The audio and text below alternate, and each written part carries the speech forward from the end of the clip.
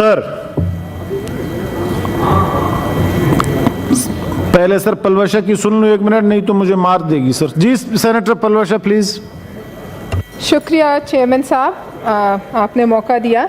मैं कुछ बातें जो है रिकॉर्ड की दुरुस्तगी के लिए करना चाह रही हूँ। मुझे बड़ा अफसोस है कि बाहर जैसे हमारे सेनेटर्स ने कहा कि उनसे किसी ने बदतमीज़ी की, लेकिन आप और हम, हमारी अभी याददाश्तें इतनी कमज़ोर नहीं है कि इसी पार्लियामेंट हाउस के बाहर टीचर्स को डंडे पड़े, ठुड्डे मरवाए गए, उठा के क्लर्कों को, रेडियो पाकिस्तान के एम्प्लॉइज को जो है वो पुलिस की गाड़ियों में जानवरों की तरह फेंका गया। और ये आज हमें ये बता रहे हैं कि चंद लोगों ने इनसे बदतमीजी की। मुझे उसका भी अफसोस है कि नहीं करनी चाहिए, इनका इस्तेहकाक है, लेकिन उस वक़्त क्या ये हम कोई ख़ास मखलूक हैं और वो आम आवाम जो है उसका हक है कि उसे जूते और ठुड्डे मारे जाएं, और इनके आगे अगर 10 लोगों के आगे कोई खारदार तार गलती से आ गई तो ये हमें कहते हैं कि उनके खिलाफ तरीके इस्तेहकाक पेश करें। तो फिर वो तमाम लोग जिन्होंने ऑर्डर दिए थे उन आम पाकिस्तानियों को जूते मारने के, उनके खिलाफ कौन सी तहकीक इस्तेहकाक बनती है? फिर पेश की जाए तो सब की जाए, इकट्ठी की जाए, क्योंकि रियासत मदीना ये बनाने चले थे तो अपने वक्त की रियासत मदीना का तो जवाब दें। और चेयरमैन साहब, दूसरी बात, ये आज हमें बता रहे हैं कि ममनुआ फंडिंग पे बात हो गई। आज भी शर्म नहीं कि इंपोर्टेड हुकूमत, ममनुआ फंडिंग अलग है, फॉरेन फंडिंग अलग है। हमें सिर्फ ये बताइए, और ये कि आपको लोग कह रहे हैं पाकिस्तानी के, तो हमने पैसे दिए थे, ये पैसा तो मैंने दिया था। तो वो रोमेता शेट्टी भी पाकिस्तानी है, वो जेरिश बेरी हैरी स्नैप्स जो सारे यहूदी थे वो भी पाकिस्तानी है, उनका भी हमें आप दिखा दीजिए पाकिस्तानी होने का सबूत, ताकि हम मान लें वो सब कहाँ से थे। वो सारे पैसे आए तो रियासत मदीना बनेगी यहूदियों के पैसों से और भारतीयों के पैसों से, और दूसरों को आप समझाएंगे कि आप इंपोर्टेड हुकूमत हैं, आप शिर्क करते हैं। एक दीन इलाही शायद मैं गलत ना हूं तो 1582 में आया था, जो अकबर बादशाह ने जो लेकर आया था।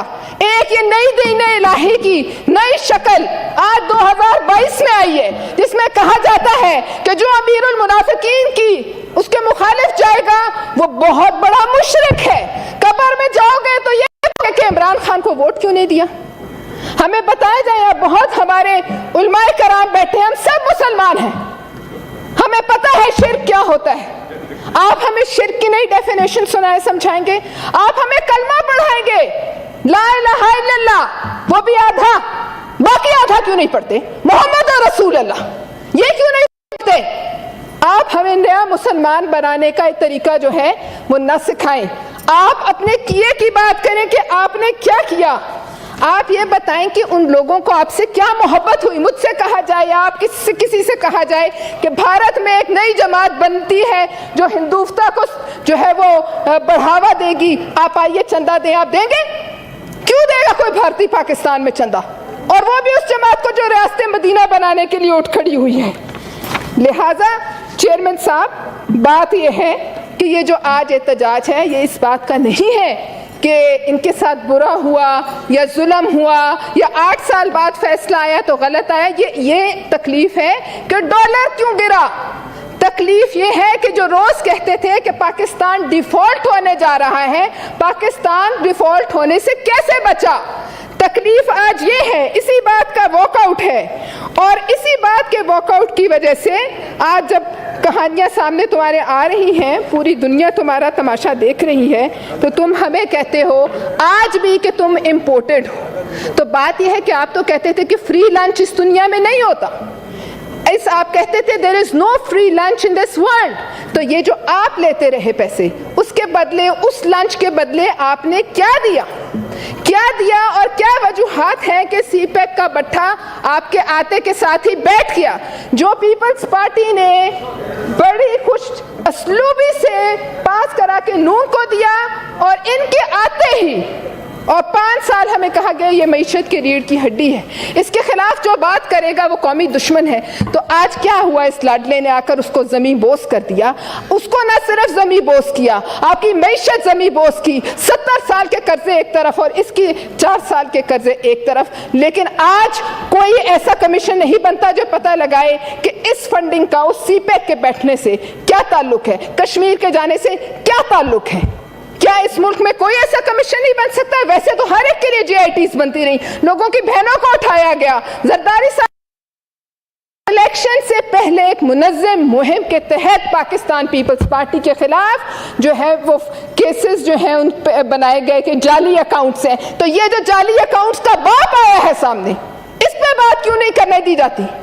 اس پہ کیوں تکلیف ہوتی ہے کہ میں نے غلطی سے سائن کر دیا, تم کرو تو غلطی ہے, دوسرے کریں تو مشرک ہے, دوسرے کریں تو ملک دشمن ہے, غدار ہے, ان کی شکلیں غداروں جیسی ہیں. اس آدمی کو پاؤں پہ کھڑا کرنے کے لیے اس ملک کے پاؤں کاٹ دیے گئے. افسوس سے سی پیک گیا, کشمیر گیا, اس ملک کی معیشت گئی. ان دھرنوں میں جہاں سے یہ شروع ہوئے 150 سے زائد بچوں کا خون ہے. کس طرح ہوا یہ سب؟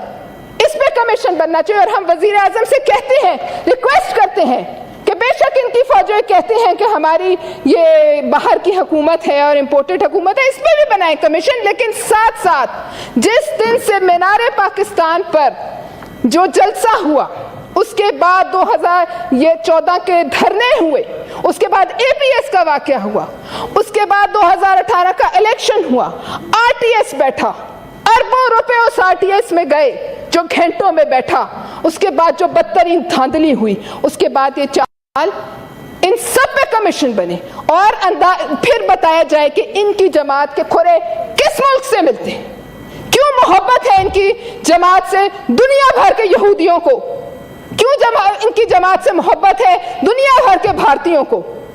اگر ہم یا نون یا مولانا صاحب یا کوئی اور جماعت ایک پائی بھی نکلتی تو ہم ڈی چوک پہ الٹے لٹکے ہوتے, ہمارے لیڈران الٹے لٹکے ہوتے. تم نے ہمارے لیڈران کی بہنوں کو نہیں چھوڑا, تم نے ہمارے لیڈران کی بیٹیوں کو نہیں چھوڑا, تو تم آسمانی مخلوق ہو کہ تم سے سوال نہیں کیا جا سکتا.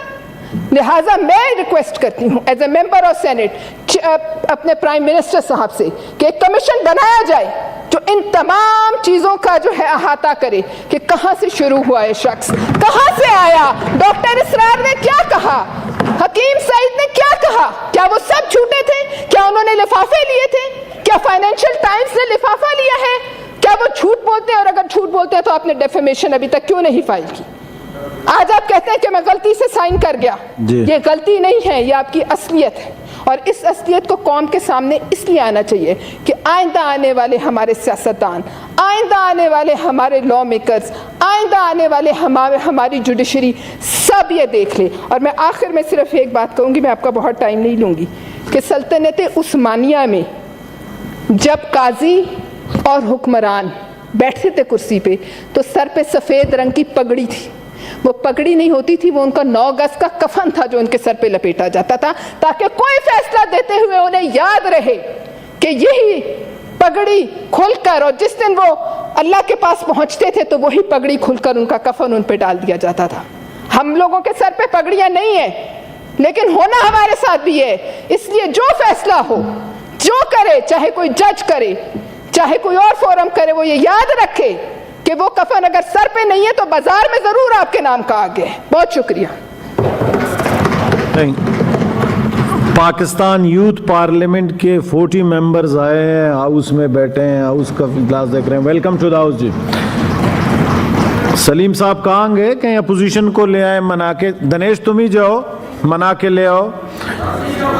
جی رضا ربانی صاحب, سر میں آپ کو دیتا ہوں. رضا صاحب کے بعد جناب آپ کو. سر دیں گے سر. دنیش جا کے منا کے لے آؤ اپوزیشن. جاؤ جی جناب سنا آپ بھی چلی جائیں. جناب چیئرمین صاحب, 8 سال کے بعد الیکشن کمیشن آف پاکستان